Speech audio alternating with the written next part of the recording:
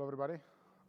My name is Spiros Xanthos, and together with Josh and Angelo, we'll tell you a bit about how we build and use an AI SRE to help troubleshoot incidents and run production. I'm the founder and CEO of a company called Resolve AI. You have probably seen us on your lanyards this week.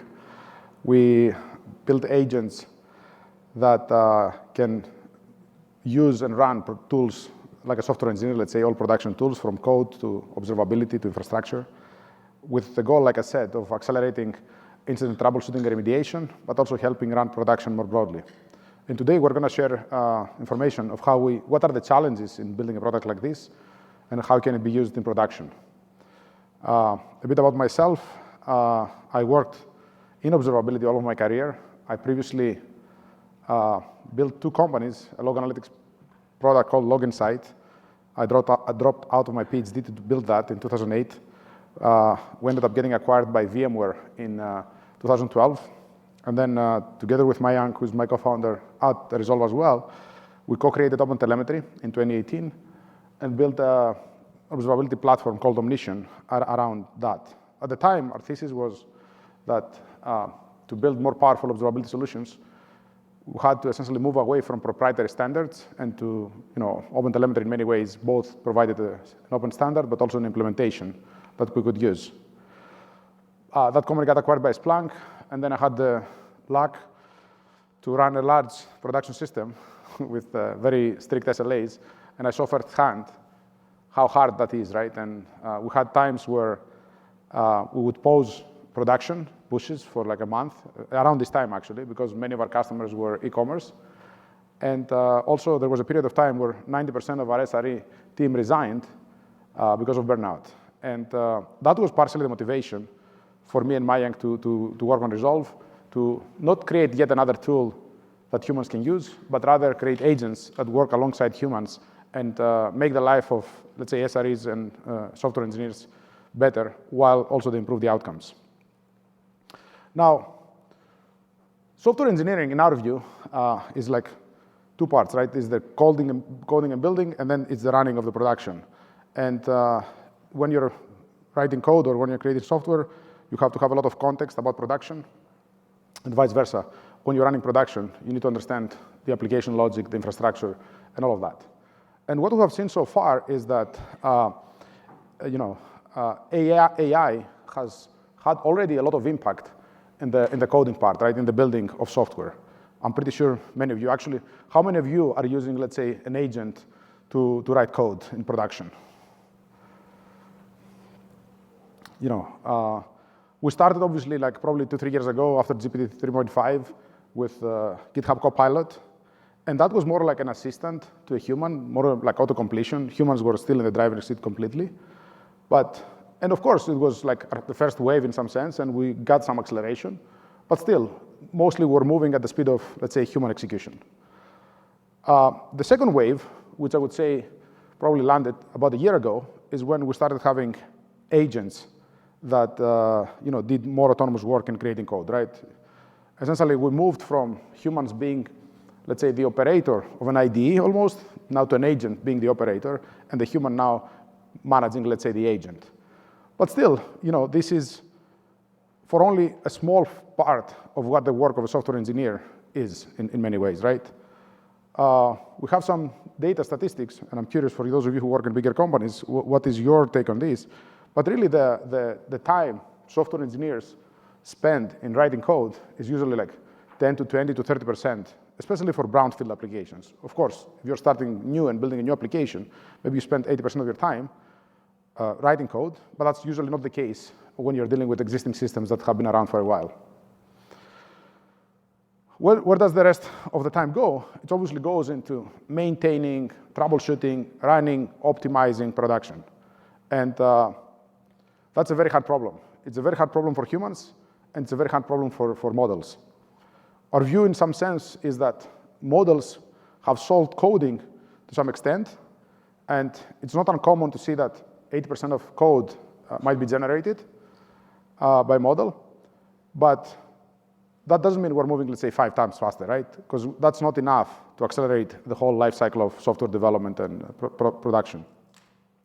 Now, why is this hard? This is hard because if you're dealing with the entire software stack, right, the whole production system, you're dealing not just with code, which is obviously an important part of it, but now you're dealing with a lot of tools. Think of like observability tools, CI/CD pipelines. Many times we have multiple of these tools and they were not designed to work together. The data is siloed. Oftentimes we even have like two tools for the same type of data, right? It's not uncommon that your infrastructure metrics might be living in one tool and then your application metrics in another tool. And of course, then you have also infrastructure that by itself is very dynamic and complex. And again, it's not uncommon that somebody might be running across multiple clouds.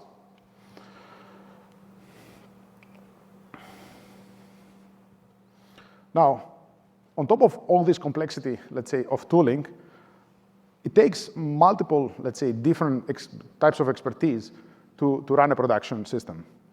It takes, oftentimes, let's say, this expertise might be combined in a single human, right? We have oftentimes application developers who are on call and manage infrastructure as well, right? But in reality, it's kind of a different skill to write, let's say, an application versus to manage a platform or to even like debug an infrastructure problem.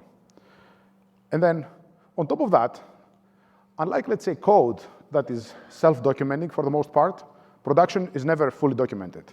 Usually the knowledge of how to run production lives across tools, let's say your dashboards, your alerts, across documents, runbooks, SOPs, prior incidents, but oftentimes just in human minds.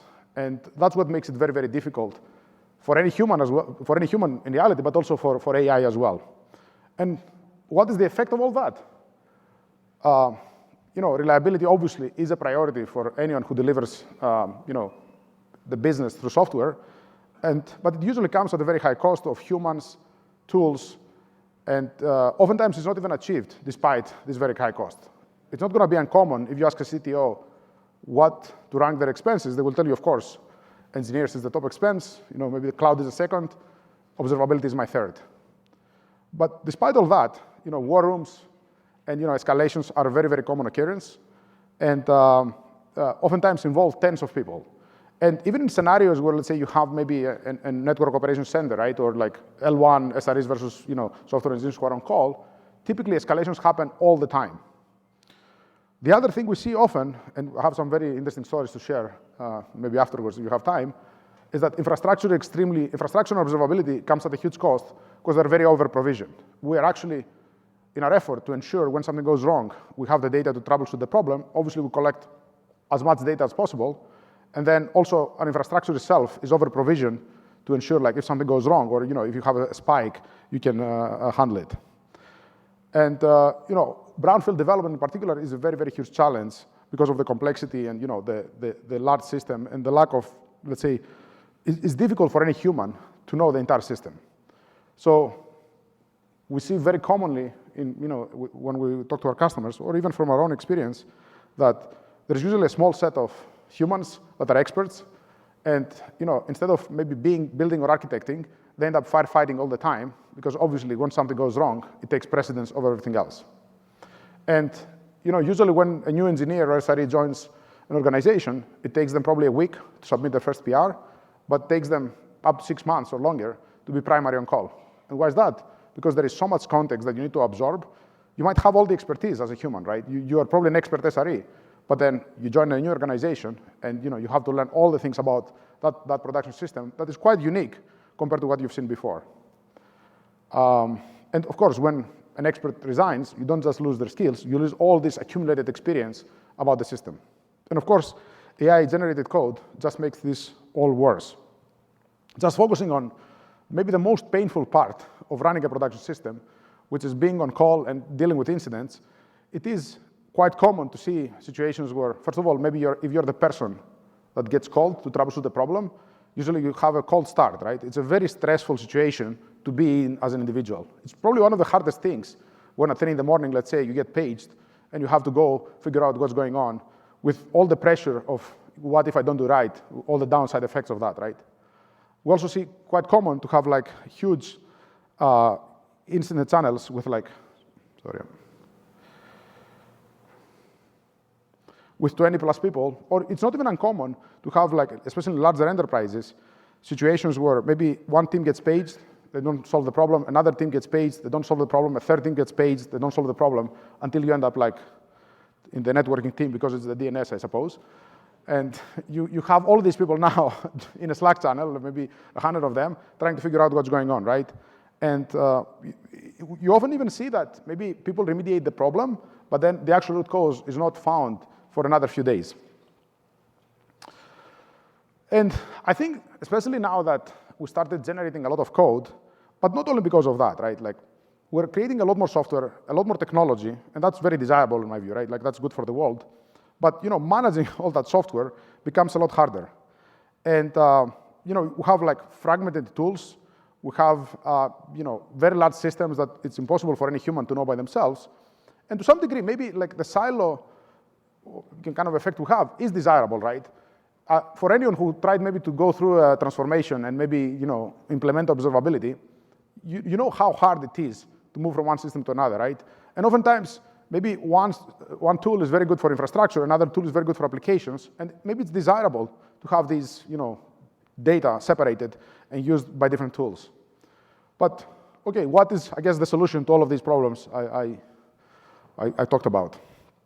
So we do believe that we're about to move, or we're in the process of moving, to this third wave of AI, let's say, in software engineering more broadly, that applies to software engineering and SRE, which is, let's say, humans, up until, let's say, maybe 2 years ago, were both the operator of all the tools they had, in a development environment, and also the glue across them, right? For most tasks, you probably have to look into code, you have to look into logs, you have to understand your infrastructure, and combine the information to get to some task completed. I think now we have moved to maybe oftentimes agents being the operators of these tools individually, and then a human is the glue, right? So you might have an agent write code for you. You might even have an agent that can query a system better than you can do it, but then you still are the person a human is stitching together the information. But I think we're about to move to this new world, let's say, where agents are both the operators and the glue, and the humans will be operating at a higher level of abstraction. And we think that's the path forward. But this path forward involves essentially a few things, right, that are very, very hard. But I think we're getting there. And if I have an insight to share from my experience working day and night with AI for the last couple of years, is that I think agents are going to work in production as well as they work for code today. And we're actually almost there. And the impact is going to be even bigger because these are harder and more stressful and more painful problems. But of course, to do that, we need to be able essentially to take the expertise of humans across all these different disciplines and kind of encode it into agents or give the agents the tools that humans possess. We need to make the agents understand and operate all the human tools, because obviously all the software environments in the world today were built for humans to operate. So agents have to essentially learn how to operate and understand these environments the way a human would. And maybe the hardest or the most important is that each environment is unique. So we have to be able to build agents that kind of can both discover knowledge the way a human would, but also learn from every interaction, right? So over time, they become better and better at working alongside humans in getting results, and it's not a frustrating experience. And of course, as you maybe all know, models don't have memory. So this is a very, very hard part of building an agentic system, because all of that has to happen outside of the weights of the model. And that's kind of the solution we built at Resolve. Basically, we are a multi-agent system. Maybe a simple way to think about it, like your typical coding agent is one agentic loop with probably 10 to 20 tools that the agent can use to produce code, understand and produce code. Resolve is about 10 of those for code, logs, metrics, infrastructure, knowledge, documents, that they all have to work together in accomplishing tasks. The most common tasks humans use Resolve for is to be on call, troubleshoot and remediate alerts and incidents. And typically, any alert involves going, let's say, from code to metrics to logs, back and forth a few times, as you probably know, those of you who have done this type of work, until it gets to an answer. But also, if you think about it, most tasks humans have to do in production have similar characteristics.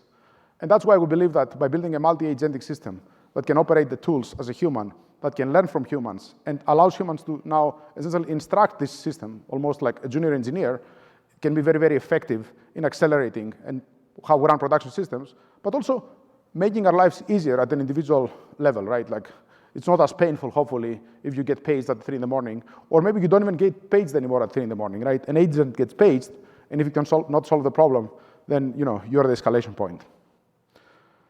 And one thing maybe I would say that surprised me in building Resolve is how quickly, when we started the company, we didn't even know people would trust an AI in production.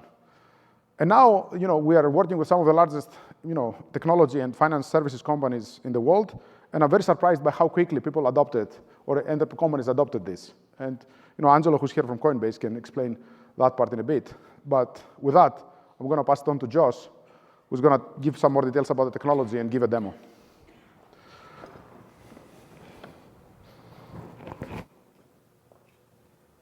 I get the exciting part. So I get to do the demo, but I'm also standing in the way of Angelo. So I know you're all here to hear from Coinbase, so I want to give you a glimpse into how the product works, how it's used, and let's jump in. So we're here to talk about AI for incidents, AI SRE. That's what it's commonly referred to today. However, when you think about an AI SRE, there's a lot it can do beyond just resolving incidents. Resolving incidents is kind of starting with the pinnacle, the hardest part of the equation because of these complex systems. Everything is changing. Knowledge is locked up in each individual's heads as well as unstructured and structured data across systems. And interestingly, when Spiros and I were doing a demo early on in the days, probably about 1.5 years ago, to a head of technology, I think the world's largest music streaming company, the thing that he saw when he saw us do an incident walkthrough, so an alert fires, we triage it, within minutes you have a root cause, he said, hey, this is amazing. He's like, but what I really see here is giving us those incremental gains and keeping my engineers in their flow state. Because what an SRE does is not just incidents.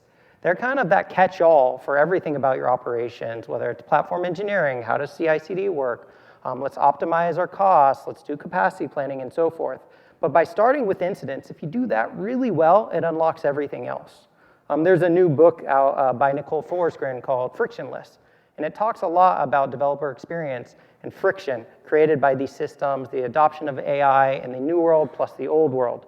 And what she latches on to is the importance of keeping individuals in their flow state, so giving them the autonomy to actually go and get context when they need it, to unblock themselves. She also talks about cognitive load and reducing that cognitive load through abstractions and new modern tools. And so what I want to show you in the demo is not only the incidents, because that's what you're here to see, but I also want to show you what the possibilities are in using tools like this. So I've worked with Spiros and Monk many times, previously Omnition. What we learned in building observability tools or any developer tool is you kind of want to embed yourself into their workflow already. And so a common way to use Resolve is directly through Slack. Many of you, if you've been in incidents before, you're part of these alert channels, or when an incident is declared, a channel is spun up, and this could be in Teams, Slack, wherever. And what ends up happening is you're given something like this, an alert you're probably not that familiar with. It doesn't have a lot more than probably a dashboard that you're going to follow. You're going to look at a bunch of panels, then you're going to go and drum up a log query. You're going to start to page folks. Let's look how Resolve works. So there's kind of two different ways that Resolve gets triggered. One is autonomously. So an alert fires, a webhook shoots out, or an API call, and Resolve goes to work. The other is through natural language. I'm going to take you through that in a little bit. So when this alert fires, it says the front-end error logs. It looks like there's really just front-end error logs, some labels, and so forth. That's the alert rule. Now, what's interesting about this alert is if you were to investigate this, the first thing you want to do is see that error spike, and you might want to look at what those logs show you on errors. But this gets a little bit more complex. This is a nested investigation. Here you see the findings that it actually was a dependency service that was cascading errors to the front end. Okay? We check the infrastructure, and we also see that there was a deployment. What do you know? Change caused this incident. Now, the hard part about Slack is there's context in here. We want to make it actionable so that you can remediate immediately. If you want, you can create a PR right from here. However, when you're in an incident, you actually want all that knowledge at your fingertips, so all of the data. And so let's look at the UI so that you can start to see the work that Resolve is doing. And where I want to take you first is I want to expose you to how it works. The reason being is because then you're going to start to get those wheels turning to see exactly what you can do with Resolve and all the entry points for context to help us understand your systems. So here's that same alert that fired. This is just the payload coming directly from Grafana. But you're going to start to see Resolve go to work. So it's not just like a zero-star RCA, like give us an error and we're going to go and troubleshoot it. What we're doing is we're relying on explicit and implicit data, so we call that knowledge. We're understanding your system, so we're building a topology or an understanding what we call a knowledge graph. I'll show you that in a second. And we're even looking through history. We're accessing tools. And so what Resolve does is it generates a plan. This plan is multi-step by nature. It's gathering evidence. It knows how to drum out the queries. It understands rate limits. It understands the tools. It knows where the data lives. And as you can see through here, it's going through each individual step. We're looking at logs. Here we generate 8 different log queries. These are very precise log queries, understanding exactly what we're looking for. They don't have to be generated by the alert itself. We can generate them ourselves. Then we start to look at some of the historicals. So one big part about AI, especially in this use case, is we can have an investigation that looks beautiful. That we're like, you know what, we checked all the right things. It checks out from our experience. But it still takes humans to resolving incidents and providing that feedback, or to being a part of those channels where we see the remediation take place for us to understand if it's good. So we look at historical investigations. We create memories from those. Then we start to look at some of your traces. Again, we want to see where those spans, especially in a complex microservices environment, where those air spans look. We're going to look at your logs, your infrastructure events. Again, change exists everywhere. If you just plug this into your code, you don't actually know when that PR goes into production or not. You may know when it's merged. We look at charts and dashboards. So a lot of what we have to do is we have to understand your observability systems, not just what's within there, but how they're used, just like a human would be. So we're understanding what are the dashboards that are commonly used, what do these dashboards mean, how are the panels used? And we allow you to embed information as well within there. And now we start to update the investigation report. We're looking at the code. Again, like we can have some great theories with high confidence, but without checking the code to see the intent behind what happened, we're not going to get to causality. We're still going to be at that correlation phase. And finally, we end up here. So here we've got a working theory. This working theory, it does have high confidence, so this was a cascading event. Now, one important part about AI, especially when you think about the folks that are doing this type of work, incidents themselves, they pride themselves on understanding the data, knowing where to look, what it looks like, seeing those anomalies firsthand. And so you have to provide that same type of information directly. So we're providing the logs that we've queried, we're providing charts. These are all made on the fly. So we're not ingesting all of your observability data and then acting on this. We're actually querying it in real time. We're generating these queries on ourselves, or using what exists within dashboards. Now, as you go through, this is where it gets really interesting if you're escalated too. Say you were part of this incident. You are going to see a bunch of different theories. You're going to see a bunch of people that are posting charts in that Slack channel. But the reality is what you want is you want to understand the timeline of the events. You want to see how big the impact is. And you want to understand what those errors were telling you. Because this is where your intuition is going to kick in. Okay? And then finally, any recommendations and any supporting information. And so as you can imagine, this seems like a simple incident. The amount of work that takes place in people's heads and the tools that you're using to get here is overloaded. So seeing that is an incident. We do that all day. So an alert fires or an incident channel is spun up, Resolve goes to work. Now let's see what we can actually do with this information as well.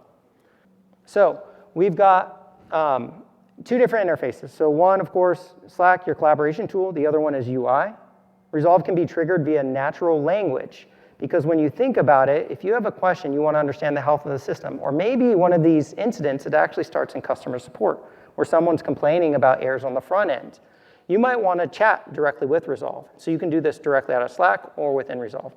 But you know what? Let's take a new use case. So I'm new here. Tell me about our AWS infrastructure. Sorry, it helps me to read out loud while I'm typing. And services. Format it in a table because I'm a visual person. So when you think about when you've joined your last engineering role or when you hire somebody, chances are you expect them to ship their first PR in week 1, but that's because you've created this surface area of understanding that they need that's this small. However, how long does it take for them to go on call? It's what, 3 to 4 months.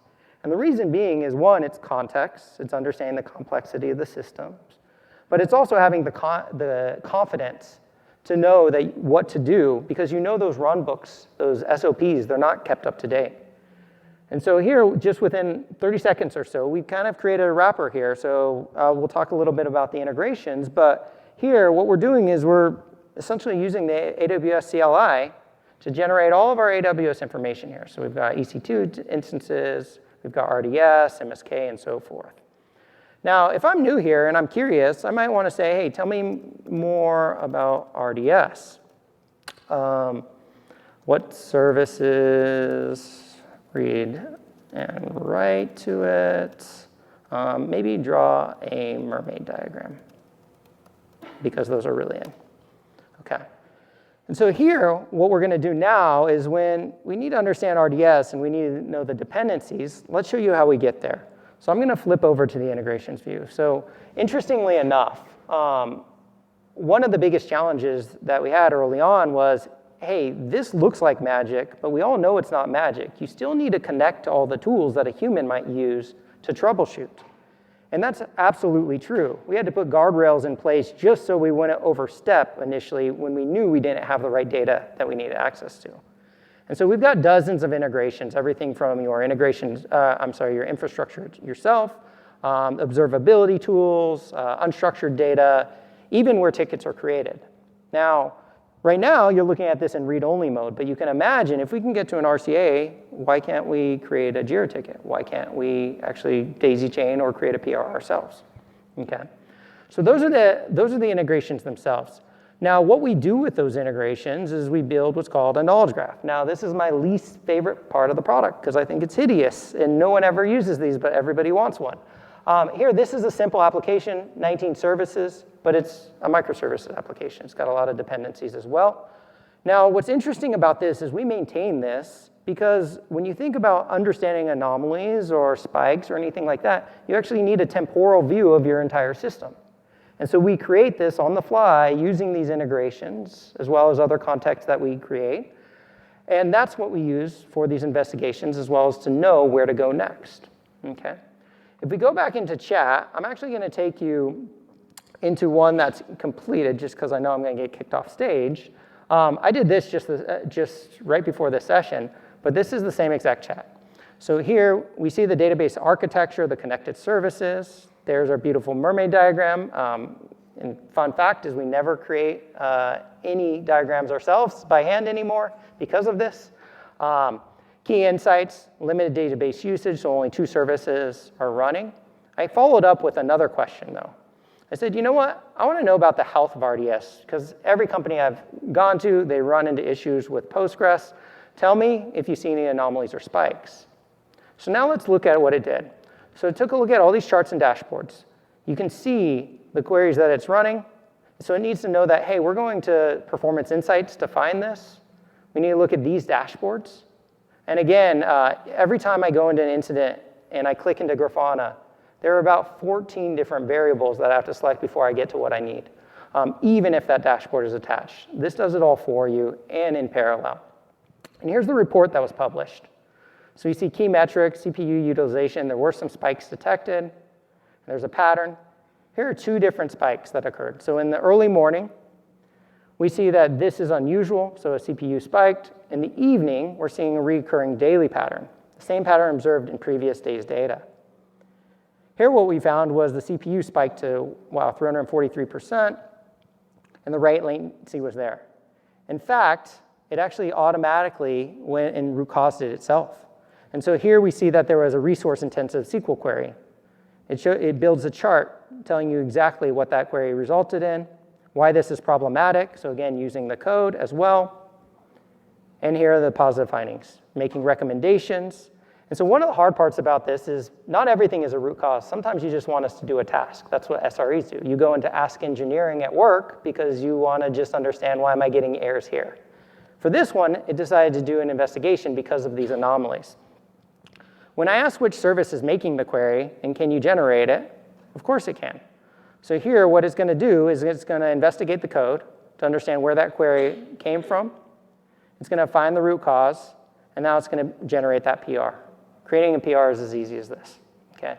And this is kind of the difference between code gen tools and what Resolve offers is we know what production looks like. It's not theoretical anymore. Here are the changes that were made, the expected impact. Now, using knowledge that's created within here, if you want to, you can actually just enrich with our Resolve Markdown file how you want to interface with Resolve. So if you want to add any runbooks, any nomenclature, anything that we can't pick up from, say, your Notion, your Atlassian, then you can do that as well. Last night, I created a slash command. Here, what it's doing is it's formatting a postmortem. Okay. So this is the power. This is what an AI SRE should be. It's really an AI for productions. It's not about just incidents. It's what that enables you to do. Because what we see is it's more than just engineers that are on call using this. It's really every engineer that has to create, that has to innovate, that has to write code, and they want to know the impact of their code. So let's jump back into the slides, and we'll talk a little bit more about how we built this.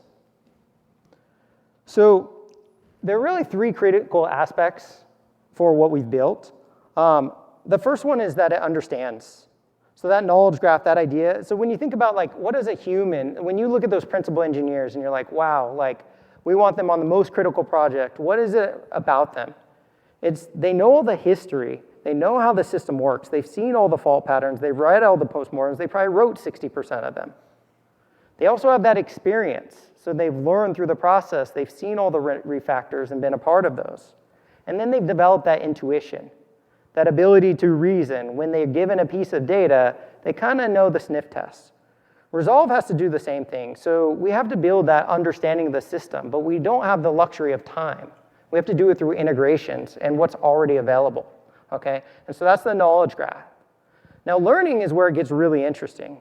Because I'm sure if you're starting to, or already involved in AI, you understand the concepts of memory and even these markdown files if you're using Cursor and so forth. For us, it's a little bit different because there's paper trails everywhere in terms of how people use tools, meaning like we know the most common dashboards that are used. Why wouldn't we use that information to understand how we should navigate your systems? Or if people are, say, everything has a P1 label within your alerts, why wouldn't we investigate those or at least put that as a rubric?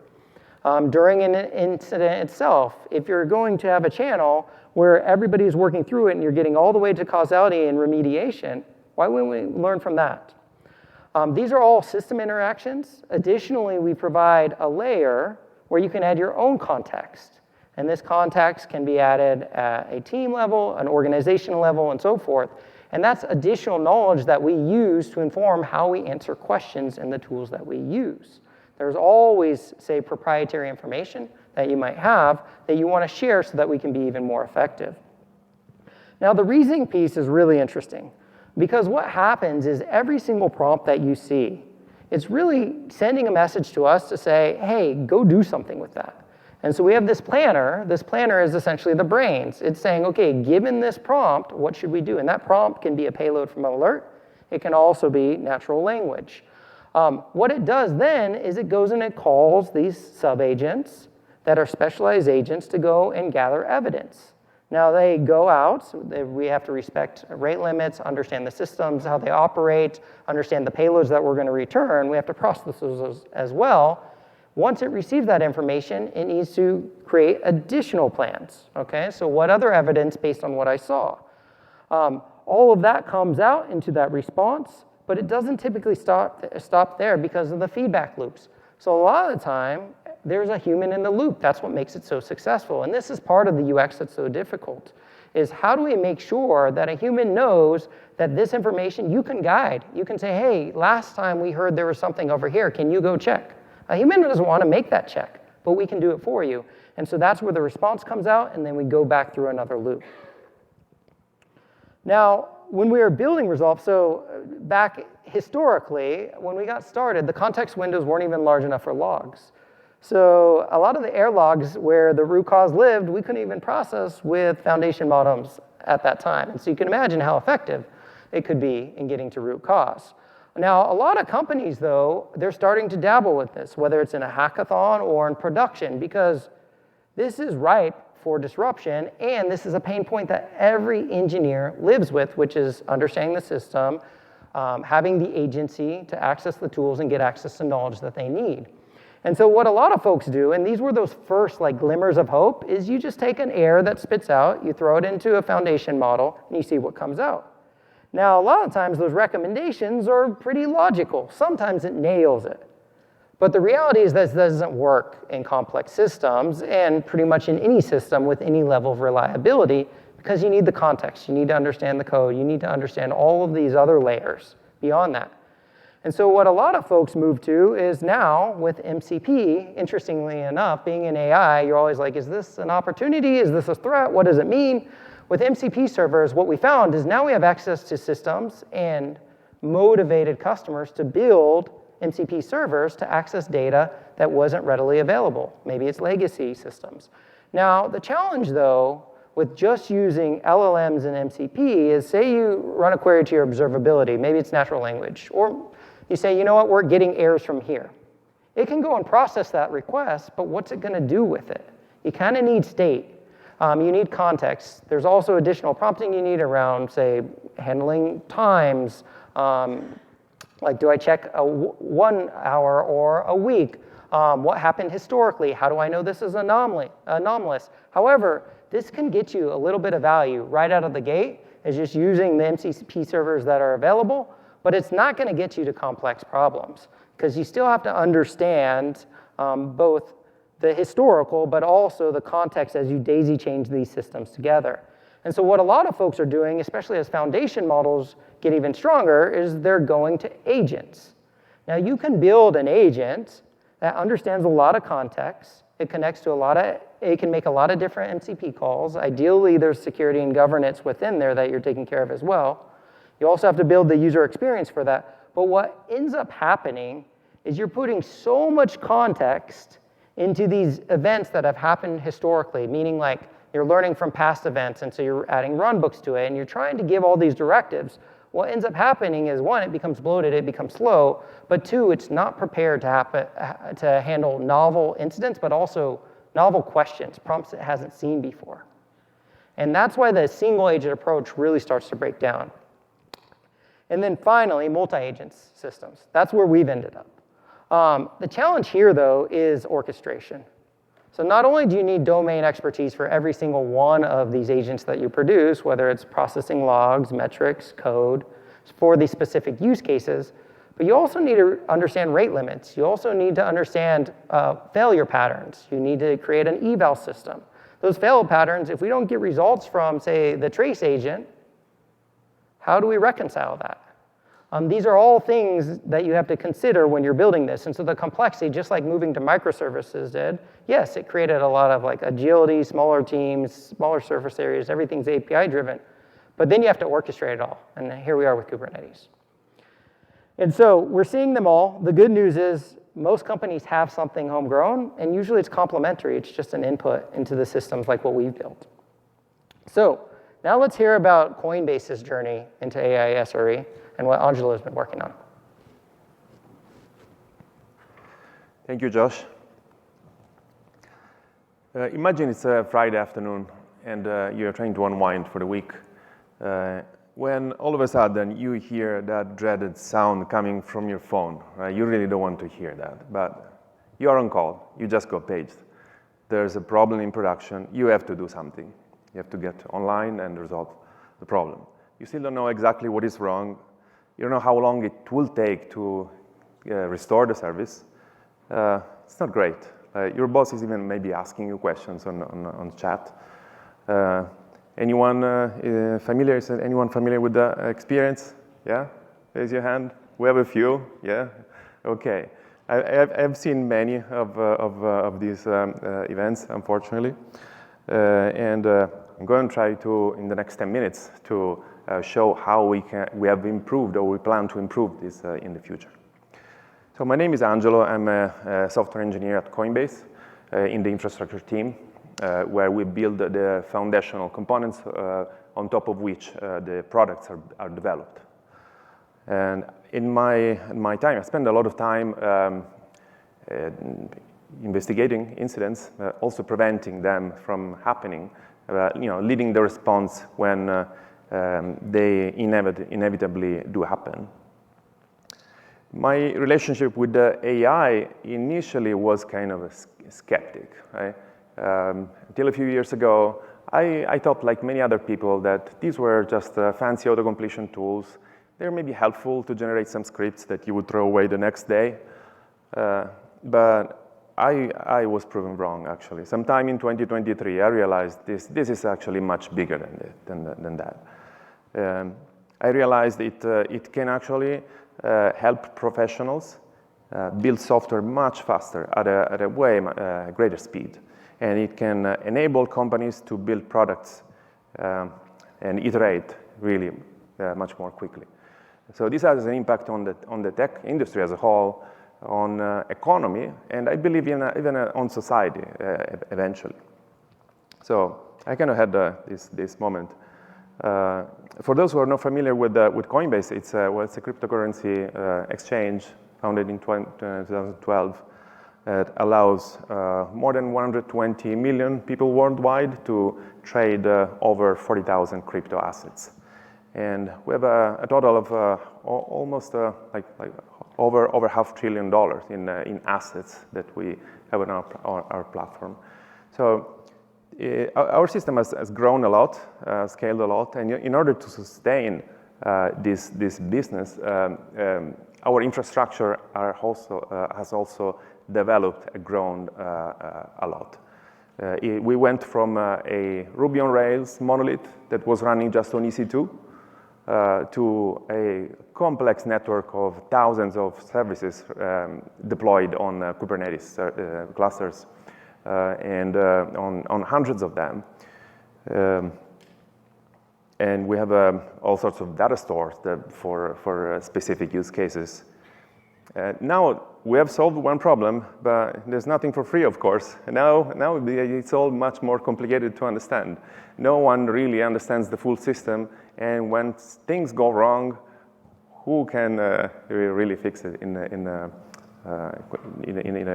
good time, in a short time? So Coinbase has been very positive in enabling, in adopting AI tools since the beginning, and that's good. So now we have all engineers use some AI tool to write code, to review, to summarize, to get familiar with new code bases. There are all sorts of use cases that help accelerate the act of writing software. And this has been, our CEO has encouraged internally and externally to adopt them. But their use has been limited to code only. We got to the point that writing code is no longer the bottleneck. It's fast. It's not the issue anymore.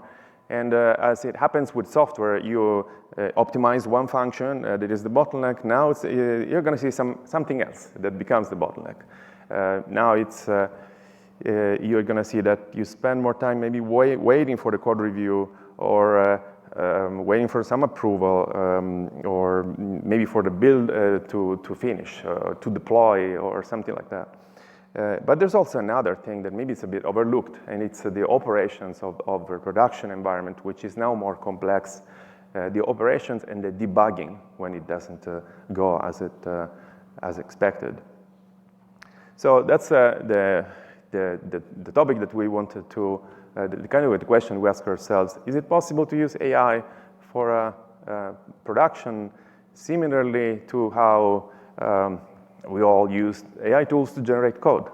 And to be honest, I didn't know at the beginning, and now I can say that I'm optimistic about this. But you have the right to be skeptic, as I was a skeptic too in the past. So we decided to start with incidents because incidents are very time-consuming and stressful events that no one really likes, but they happen. We have to deal with them. Lots of people, lots of engineers get together in a room trying to figure out what's the problem. There's a cost. There's an engineering cost. There's a context switch and also an impact on the business because users are probably not happy about what happens during an incident. Now, can we make this faster? Or can we resolve this faster? And so we decided to try Resolve as a potential tool to help us make this a bit less painful. And it turns out that it is possible. We had some criteria that we wanted to follow, some principles that say, okay, if we manage to get all these checkboxes, then we can actually adopt it in production. So we trained the agent on real life incidents that happened in the recent past with the real metrics and everything, and then compared what is the answer of the agent versus what happened in reality when engineers were there like trying to debug. And then we also simulated the like kind of vague prompts. We simulated an engineer who doesn't have deep domain knowledge on whatever was broken, so that kind of this levels up the engineers. Even if you're not the expert on service X, you can still make some progress towards the root cause by using these tools. We found in some cases it wasn't able to get like deep to the real root cause, and almost always it was because of missing data. It didn't have enough context, enough knowledge to get to the root cause. So in practice, we used only two data sources, Kubernetes and Datadog. So Resolve can access, can see what the pods are up to, how they evolve over time, and they can read metrics, log, and traces from Datadog. It can do a lot more, but these are the only two that we have integrated so far. We also gave it some general knowledge. And you can imagine this as the knowledge that a new engineer acquires in their first week at a company. You're going to learn like all the things that are how to deploy code, what are the best practices, what are the conventions we use in this company. They're like different from anyone else. Right? And then, the following weeks, as a new engineer, you learn about the team-specific knowledge.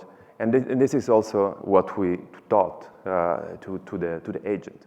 So we combine data sources, general knowledge, and team-specific knowledge, or runbooks, right? And this really improved the performance at the end. The performance in terms of speed was pretty good. It was able, in most cases, to find the root cause of a real incident a lot faster, and have a greater than 50% accuracy, which meant it was able to get to the real root cause.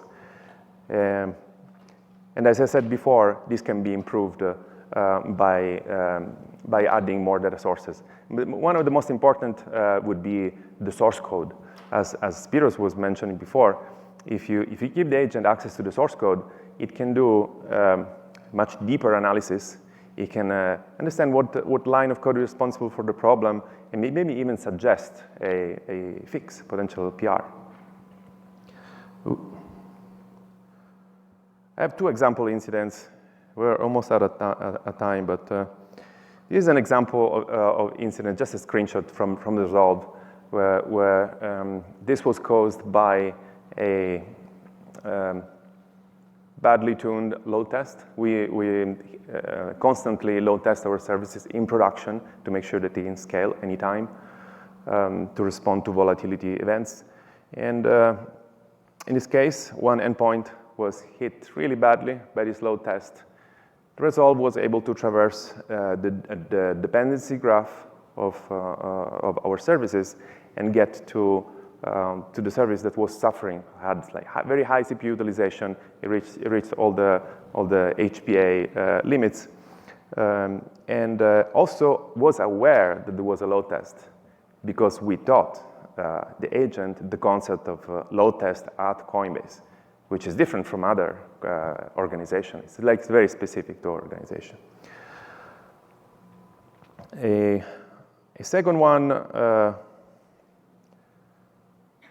was caused by an out-of-memory error in a sidecar container. Again, this was like deep into the service dependency graph. From outside, it looked like there were like tens of different endpoints that were affected, that were failing with 500s, but it was kind of hard to get to the root cause. And all the services that were failing, they all had in common this sidecar container that was running out of memory. Resolve was able to find that in 12 minutes. However, due to the limitation, because it cannot access the source code, it cannot know why, right? And that had to be done. That has to be done manually right now. Okay, so how do we use Resolve today? We basically do invoke it manually on a chat bot interface or from Slack, as you saw before. But in the future, we are going to use it and auto investigation also whenever there's an alert. But in the future, I hope we can integrate it so that it can propose remediation, actually. And in the future, in the next few years, I expect that these agents will become more autonomous. We will give them a bit more freedom to operate and to suggest and even make changes to our environments. And we will see it as a kind of natural thing that now seems a bit something that we wouldn't trust. Like I wasn't trusting in the past, I wasn't trusting an AI tool to write code, but then I realized it was a good idea to trust it. I think we're probably going to see something similar, a similar shift in 2 or 3 years from now. And with that, I am done. If you are interested in knowing about Coinbase, you can check out this link. Or if you want to chat with me, you can find me here or on LinkedIn. And Spiros.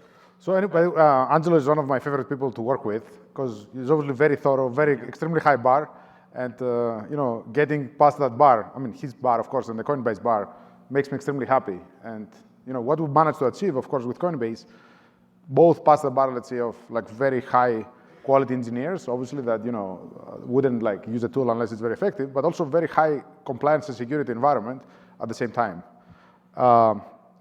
I have 2 questions. A year ago, actually, it was the first time I gave a demo. It was, I think, maybe around reInvent to Coinbase, and the reaction was, "Oh, this looks very useful, but we'll never use AI in production, I guess, or an AI tool like this." What changed over the past 1 year? I guess never say never, right? Because that's the same thing I would think, 3 years ago, I wouldn't let an AI agent to write code for me. They don't know how to write code, but they actually do. So what changed? Maybe we had that red pill moment that we realized this has a very high potential. And security is obviously paramount. It's very important. We cannot compromise on that. But once you understand the system, you understand what it can do, you can put guardrails, right, on the agent. So he's not going to do anything that is not allowed. So I guess we've spent a lot of time together. Correct. Yeah. By the way, and the other question I have is, you made the prediction, right? You said you were a skeptic, you started believing in code, you start believing now in agents for production. If your prediction goes wrong, how is it going to go wrong? I think it will go wrong probably in many ways. It's very hard to predict what. In what direction is going to be wrong? But again, if it's wrong, my meta prediction is also going to be wrong too. I don't know. I think it will be maybe a slow adoption. So not everyone will get on board, quickly. So maybe a few in companies or sectors will take a little longer to adopt. but maybe this is the way. It will be wrong. But in general, I think they will take the stage and free up some time from SREs. Thank you. Our own happiness. Thanks for trusting us, by the way, Right. and thanks for sharing all this data. I have my own predictions, by the way, and I've now worked with agents for so long that I'll give them to you in a minute. But maybe to kind of summarize in a way what we believe, or what may be the key takeaways. I think that I truly believe the impact of AI in production is going to be more than code. Because yes, we can generate maybe 80% of code, but that hasn't allowed us to move 5 times faster. Once we manage to apply the same concepts and the same reasoning abilities, let's say, across all production, and that's what Resolve does, we'll see that actually our lives are going to become easier and going to be able to move a lot faster. Now, that's not an easy problem, right? Like Josh showed and like Angelo described about, you cannot build agents that, maybe like an LLM on top of logs, right, or on top of metrics. These agents have to operate these tools as a human, and they have to understand the context of the entire system the way a human would to be effective. And finally, the reasoning abilities of the agents, and we're getting there, right? The models are getting better, the agents we're building are becoming more effective, have to be almost on par with humans, right? And sometimes they have to be more effective, right? I'll always compare the adoption of agents in software or production similar to maybe self-driving cars. We don't trust self-driving cars if they're as good as the humans, right? They have to be safer than humans to allow them to drive on the streets. And I think the same is true for agents, and I think we're getting there. And, if you ask me what are my predictions about the future, I think we're on an exponential curve of improvement. And the reason, by the way, I asked Angelo about his prediction, because I think most of us get it wrong in the direction of we kind of extrapolate based on what we've seen in the past, and we're actually maybe not, we're not as aggressive in our prediction because it's hard for humans to see what happens in an exponential curve. I do think that productivity gains from AI will exceed any other technology that happened so far, and actually will be in many ways maybe a solution out of many problems we have as humanity even. I do think that, more specifically when it comes to software and technology, I believe agents will be actually doing more and more work. Today, the way Angelo was describing, maybe agents respond to humans or get triggered by an alert, but I think they will start working like, 24/7 without actually complaining, taking longer and longer tasks, using more and more reasoning, and turning, let's say, a lot more like this tedious, laborious kind of effort into tokens and, delivering outcomes and, getting essentially humans to operate, and I think we're getting there, at a higher level of abstraction. So, in my view of all this is that it's not like agents are going to take the work of software engineers. It's just that we're going to be producing like 10, 100 times more technology, and I think that's a great thing for the world. And with that, thanks for attending. You can actually go and use Resolve today. So if you scan this QR code here, it takes you to a sign-up page. You can connect your tools if you want, but there is also a sandbox that you can play with right away. And you can go into the sandbox, play with it, and go back and connect your own tools, right? And this is like our preview of our fully self-service product. You can use it for free. And if you like it, we'll be happy to talk to you more.